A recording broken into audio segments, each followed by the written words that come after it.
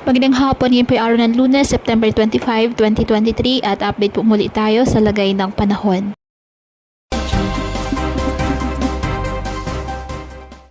Ayon sa Pag-asa, patuloy pa rin na umiiral at nakakaapekto ngayon ang habagat o southwest monsoon sa western section ng southern Luzon at Visayas.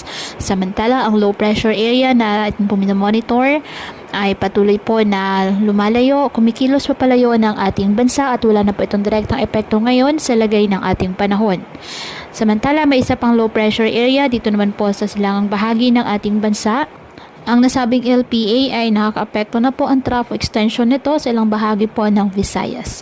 At ang mga nasabing low pressure area, mababa ang tsansa na maging bagyo at hindi naman inaasahan sa ngayon na papasok ng ating Philippine Area of Responsibility.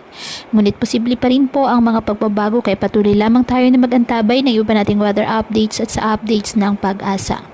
Ngayong araw dahil po sa habagat, ang Mimaropa, Western Visayas, Central Visayas, Zambales, Bataan, Cavite at Batangas, asahan na maulap na kalangitan na may kalat-kalat na mga pag-ulan at thunderstorms.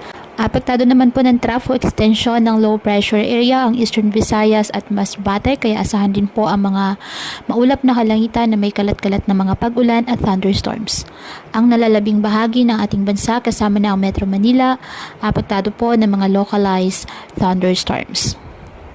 Kaya pinapayuhan ng ating mga kababayan na maging maingat po sa mga posibilidad ng pagbaha at pagguho ng lupa, lalo na po kapag may malalakas na ulan at ugaliin na magdala palagi ng payong o kahit anong panangga sa ulan o kahit naman sa init ng araw kapag lalabas po ng ating mga tahanan.